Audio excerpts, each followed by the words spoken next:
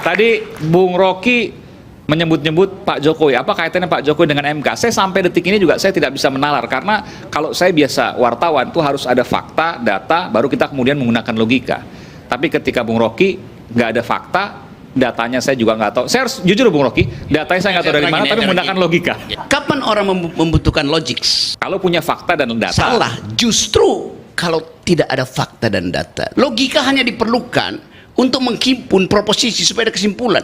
Kalau data Anda nggak perlu berpikir, datanya sendiri udah fakta, datanya sendiri udah bicara. Tapi bagaimana mungkin orang bisa menggunakan logikanya tanpa dia punya dasar fakta dan data? Saya ulangi ya dalilnya.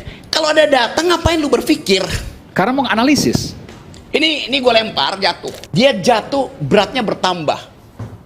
Kalau ini saya hilangin, saya bilang seandainya you lempar itu, bertambah nggak beratnya tuh? Mana datanya? Hukum gravitasi bilang begitu. Itu dalilnya. Jadi cara berpikir itu built in di dalam kepala kita. Ada benda jatuh, itu artinya ada gravitasi. Seberapa besar gravitasi itu? G kali H. Massa kali jarak ke bumi itu. Itu data apa hipotesis apa logika? Logika. Enggak enggak? Ya. Ya itu. Tapi itu sebuah fakta yang kemudian ditemukan oleh Newton, betul kan? Artinya itu hal yang kemudian merupakan sebuah fakta yang kemudian diturunkan melalui rumus-rumus. Nah, ketika Bung Rocky kemudian langsung lompat pada logika tanpa fakta dan data, bagaimana kemudian bisa berpikir? Tadi saya terangkan bahwa ada 3 hakim buat dissenting opinion. Boleh nggak saya tahu dari mana datangnya dissenting opinion? Dari kepalanya. Oke. Bagaimana you tahu dari kepalanya tuh? Bagaimana kalau dia di brief untuk dissenting opinion? Di dalam ketiadaan fakta dan data itu, saya pakai otak itu. Karena itu saya lakukan guesstimasi, guessing by estimation. Bahwa ada sesuatu yang menyebabkan dissenting opinion itu tidak mengubah keputusan. Kan faktanya 3/5 tuh.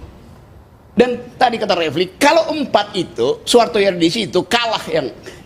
Jadi itu tipis sekali hubungan itu. Nah, ketipisan itu yang mesti kita curigai. Dengan apa? Ya dengan otak, kan datanya nggak ada. Kecuali kita buka handphone hakim-hakim itu. Mungkin habis di WA sama Jokowi.